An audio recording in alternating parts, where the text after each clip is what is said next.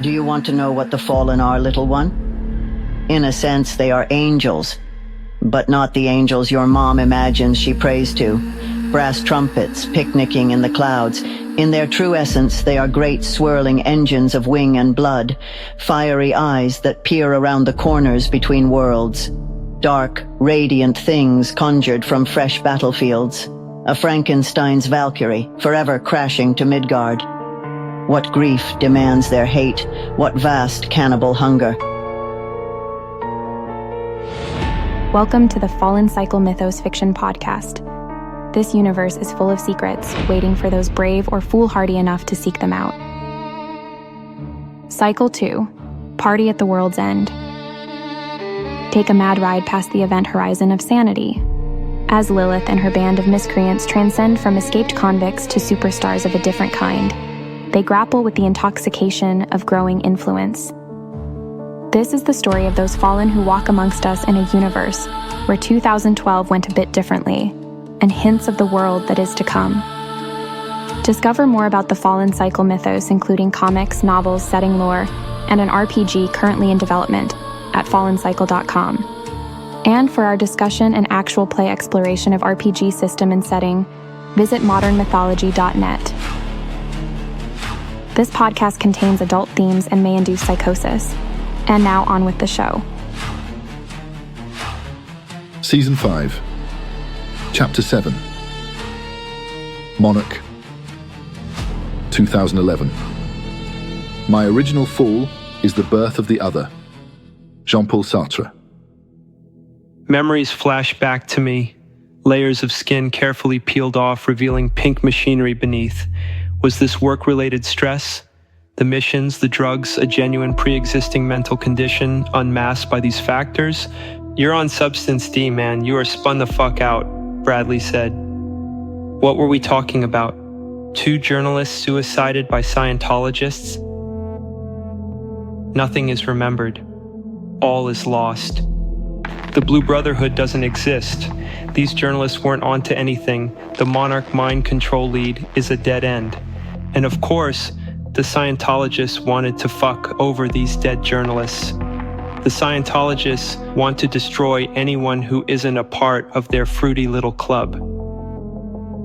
You need to sleep. How many days has it been now? He looked at his watch. The hands twitched their way around the face, little shivering cockroach legs. Agent 888 pushed aside empty bottles of Cuervo and various piles of debris, coughed asthmatically, and fished for another mentholated cigarette from his shirt pocket. Shit, that was me. I was seeing inside the hole in my memory made by the benzos. Or was I just telling myself it was the drugs? Maybe something else was at work here. Oh yeah, I thought Substance D was a fictional name for speed, from a Philip K. Dick book. No, it is who you are in general, man, specifically you. Any drug, any mind-altering substance, your life, living out investigations into things which don't exist, and searching for answers, suspecting friend in enemy and enemy in friend. Your brain has detached and split into 2 different polarities, the left and right hemispheres, fighting for dominion over each other. What you need is balance. There is a schism in your brain and you are fragmented. That is Substance D. It's not a drug, it is a state of mind. Did I happen to mention that I'm your handler and that you are actually working for the CIA? Do you know I used to work for Eurofarm? Did you know some of their meds were started as part of MK Ultra? That's right, buddy. You still think Mother Hive Brain is bullshit? You have potential if you stick with it. You have made it past at least 3 disinfo shells already. You're hacking your way to the core of the syndicate, and we are aware of who you are. Just kidding, man. I think you're a fucking nut job, and I like to watch you grind your gears. Or am I? The buyer asked. I woke up in a cold sweat, heart beating rapidly, sweaty palms, ache in jaw, swallow down, better soon. Who am I now? Endless corridors, twisted sheets, uneasy alliances, labyrinths, rat race, drinking scotch, playing ball with the men at the top. I feel it. That means it is there.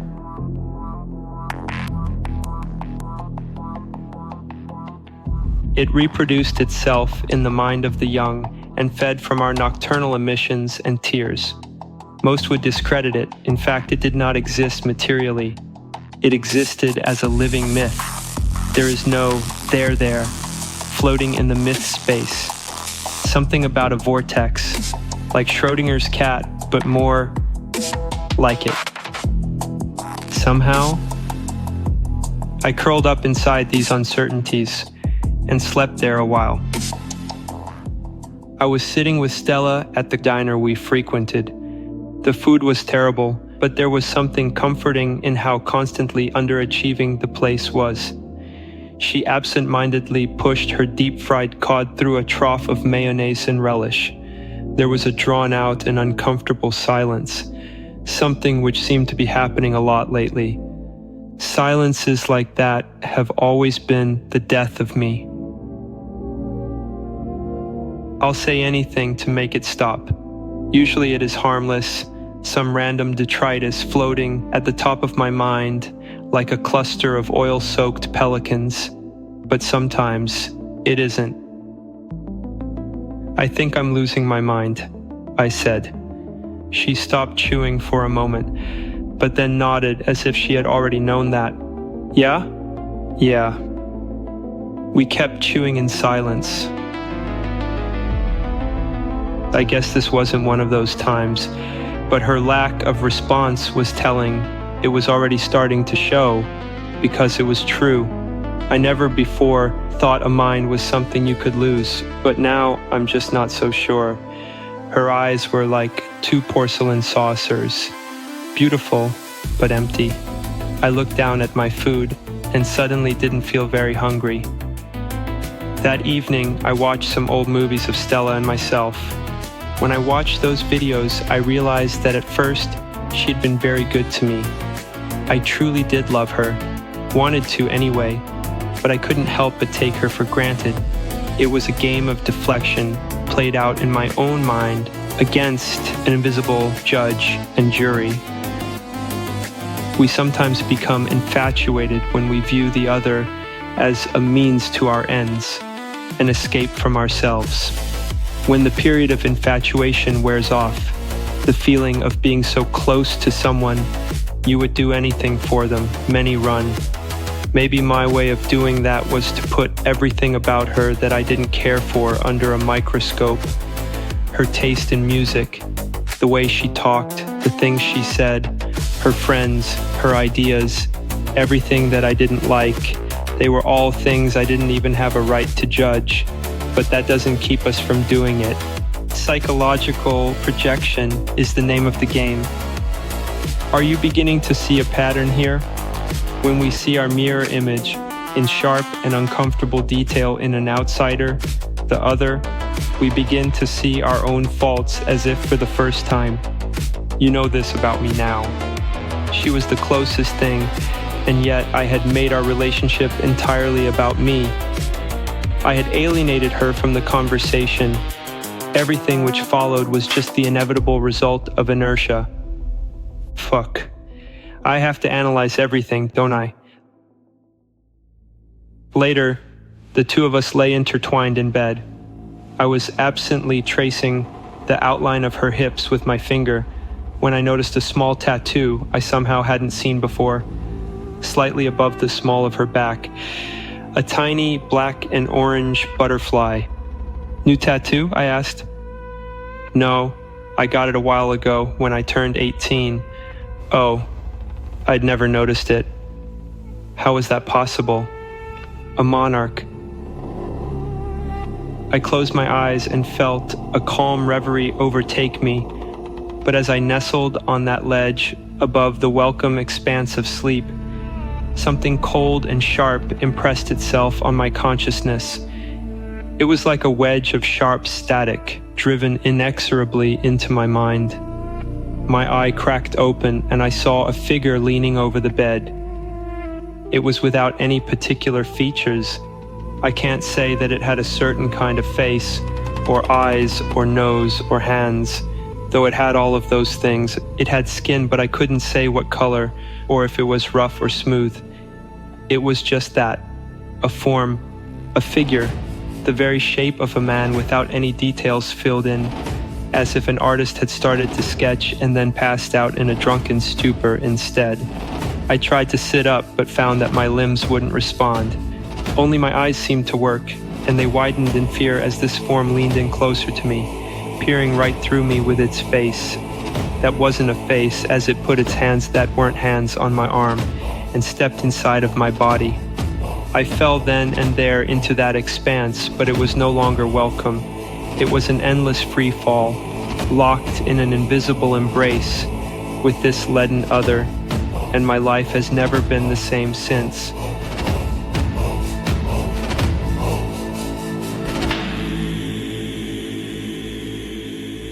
As I said, everything was already starting to change for me. These things begin, little by little. It seems that all at once there is an audible snap and your life is wholly different. But when we look back, we can see that it was actually a long time coming. It seemed to begin with my dreams that night. I was on a giant battleship, which was, I think, steaming toward the US Capitol. I'm not sure how, but in some way I understood that our mission was a last-ditch effort to save the American dream. Crew were carrying missiles, back and forth through the hull. Screams, smoke, flashing lights. One of the crew awkwardly dropped one, and an auto door slammed shut on it with a clink. Everything seemed to stop. The rocking of the boat, the yelling and carrying on of the crew, even the sloshing of the waves below deck. All our eyes went toward thousands of pounds of munitions rolling around on the floor as the doors opened and slammed shut again. And then the gut-wrenching moment. There was a sucking oomph, and metal and bodies became high-velocity shrapnel themselves, shearing people like they were little more than paper cutout dolls. I was lying on the ground and I wondered when this was. Was this World War III? Was this the Queen Mary? Was I alive? What the hell was going on? I thought I was waking up for the first time at that moment, but of course, I was neither awake nor aware. But it seemed that I was. And if things can seem so true and yet be complete lies, then what can we trust, really? I got up. There was smoke, screaming, chaos, you know, the kinds of noises you would expect. But I was distracted, walking past them in a daze. I was scared of something, but couldn't put my finger on it. Not the bomb, not the war. Something more ephemeral, a lingering something, hiding just outside the bubble of my conscious thoughts. I headed down a deck, and now, I'm walking past this cafe. A cafe on a warship? I guess even soldiers of the new revolution need lattes. I get that knee-jerk hunger for caffeine. And as I'm scanning the scene, I see Stella, sipping a drink, reading a book, and holding it in the way only she can, gently, as if she's cradling a baby in her arms. I need to bathe in that kind of calm. I go in to say hi. I remember brushing her hair from her brow and kissing her, murmuring gently about my dream from the night before, and my brain catches and whirs. An uncomfortable shiver spreads across my skin like ripples on a dark pool, and she's the one thing I can hold on to avoid slipping into its unknown depths. The mystery, the great mystery, is there, just under the surface. She murmurs something and then gives me a hug with her mind, never taking her eyes off the book. A conversation ensues, but I don't remember a word of it. I do remember the sensation of being home, for once and only ever the still point, Axis Mundi Foucault's pendulum home, and then I was rubbing her back in the way a cat needs a blanket. Somehow my hands were passing through her and onto myself. As the conversation continued, she faded away. I passed through her shrinking ghost. I was alone. The ship lands. No longer a warship, she's now a luxury liner. Attractive, naked young men and women are playing tag and water polo, or fucking, right there in the open, heedless of my presence. I'm walking around a patio towards a pool in some sort of upscale compound. Around the bend, there's another pool and a bunch of people waiting for me. The buyer, 139 and 506, are the first three I recognize. They are sitting with someone else, a frenetic man with wild hair and eyes. I sit down and turn towards them. Bradley is dressed in army fatigues and smoking a fat, terrible-smelling cigar. The other agents are wearing Speedos, I'm sorry to say. "You taking your pills, son?" Bradley asks me. "Which pills?" "Fuck, Bradley. You can't even make sense in my dreams." If it is true that alienation has been the principle of all history, it is our task not just to pull the emergency brake, but to bring this history to an end, to clear a way for a new beginning, a new story, illuminated by the dawning of the new, the stranger says, to no one in particular. At this point, Bradley does the most unusual thing. He inspects my hands very closely and gives me a look. I see the kind of calm, serious, but genuine contemplation that I would never normally attribute to him. Sober, he says, "See? You're wrong. You've been one of us all along. There are tiny creases all over your hand." I realize we are all lounging on the deck of the Titanic. Then I wake up. His words move around like a scrub brush, vigorously applied to the inside of my skull, but leave no meaning or realization in their wake. Tiny creases?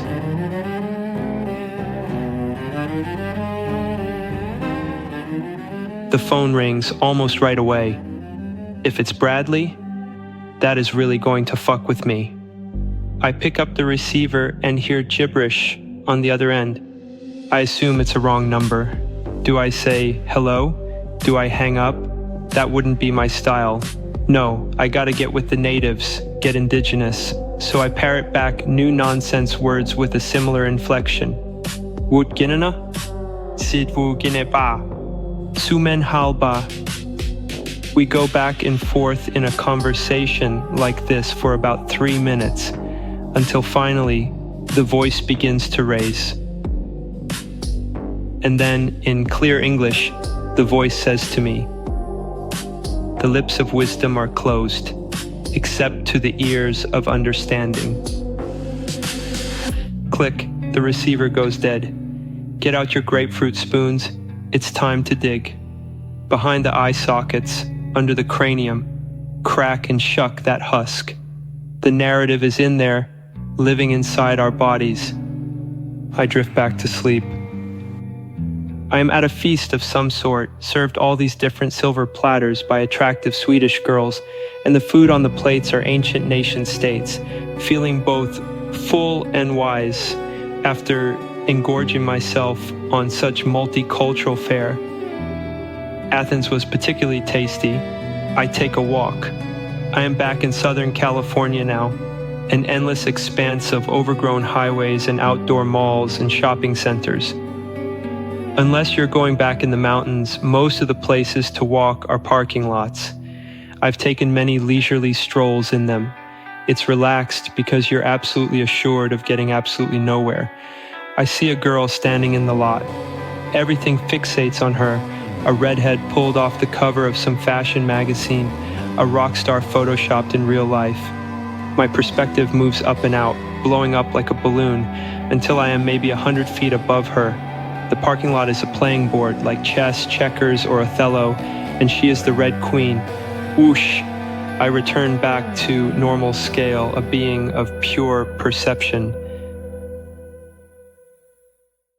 By this point, I am flirting with her, which is incomprehensible if you think about it, since I am a point of view with neither mouth nor eyes, but it seems to be going pretty well, because I transform into a bedroom, lined with lace and strange, dangling mobiles and tinkling bells.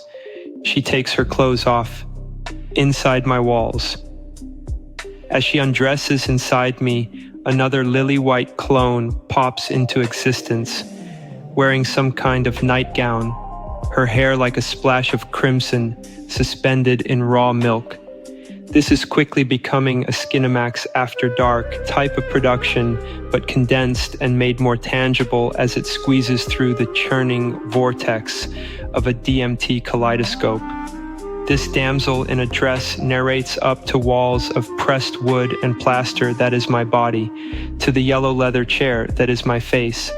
Thanks to the order of the hidden carriage house, I speak in a secret code that will bend all to my will, which is so secret that even I, who am but a shadow of my being within this timeless company of great carriage houses, know it not, and lo, if you find yourself performing the most holy communion with an ice cream cone, you will know that you are one of the few true members of this hidden interior order. She is a simulacra, an ideal sheathed in flesh. I want to slather her in wet plaster. Yet another peeks behind some kind of boudoir screen and looks up at my ceiling flesh. She's moving her mouth, but no sound is coming out. Now all three of them are inside my bedroom body. One is undressed, tied to the bed, struggling against her restraints. The other, in those garters and a dress, taut and translucent as a cicada nymph's skin. And this last one is wearing a business suit. The one in the business suit starts making out with the one tied firmly to the bed, though she keeps pulling just out of range, her attention easily switching between playful teasing and intense concentration at the documents in a folder she has splayed across her lap. How to overthrow an empire already in collapse, it reads. She grabs her restrained self by the hair and forces her mouth open. In come all those sweet numbers and words from the spreadsheet, arcane mathematical formula pouring down her consensually non-consenting gullet. I am an ice cream cone dripping from the ceiling and walls, dairy, sugar, and salt, congealing into the approximate shape of a man. All of the women freeze and turn into Play-Doh. I press one of their perfectly formed bellies, and it indents and stays that way. The smell of salty Play-Doh overwhelms me, and I awake drenched in terror sweat to a surreal orange sky, ashes raining down, eyelashes to the red eye of the sun. The air is still as the day after the apocalypse.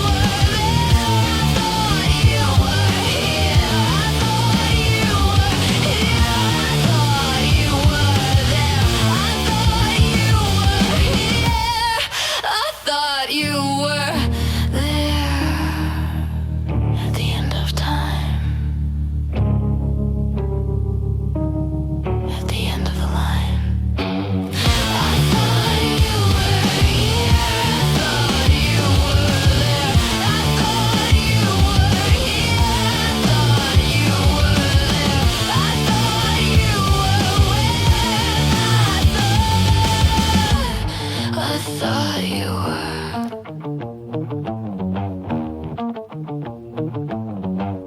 Never knew whose hands they served.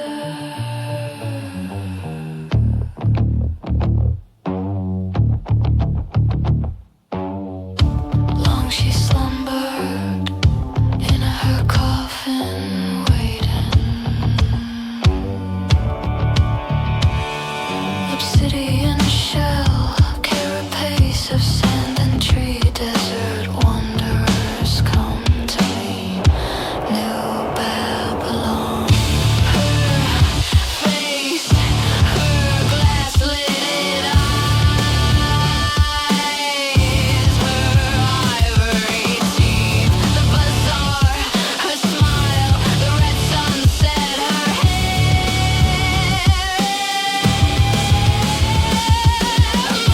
Birth and death, she is branches in dream, roots in the underworld. Offer yourself to her, she takes you in. Offer yourself to her, cross the gate.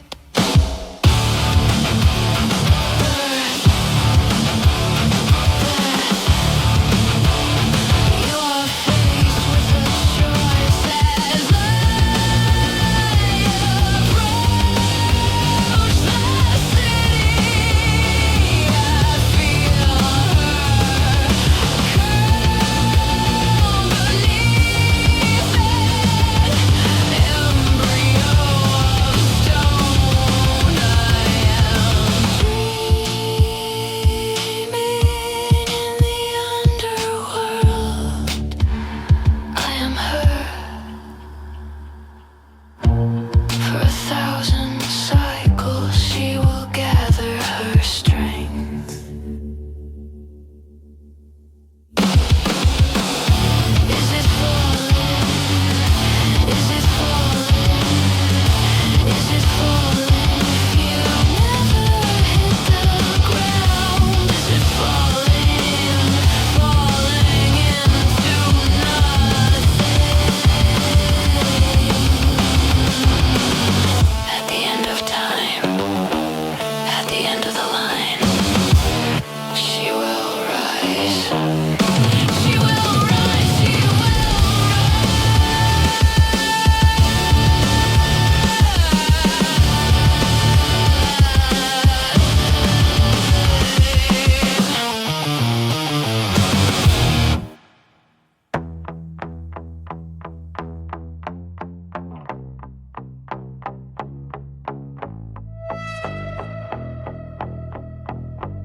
You have been listening to the Fallen Cycle Mythos podcast. Keep subscribed to receive new episodes as they are released at fallencycle.com or on the podcasting service of your choice. Party at the World's End was written by James Curcio. Thanks to J.F. Stackhouse and Nate Samsel for collaborating on early drafts of this story.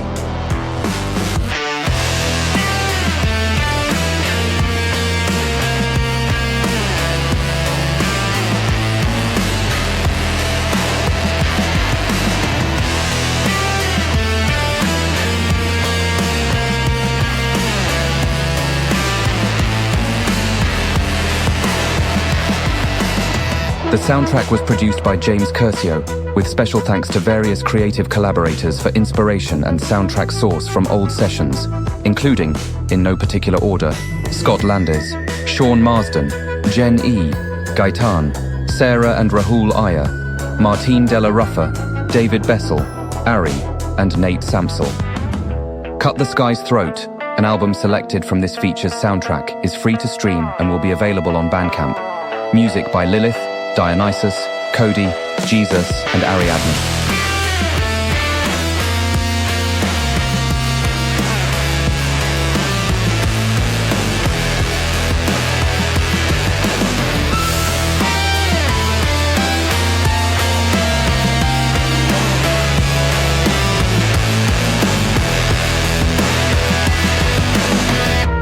A statement on the use of neural networks is available on our website for those curious about how we do, and don't, use these technologies. This podcast is Creative Commons 3.0, Attribution, share and share alike, non-commercial use.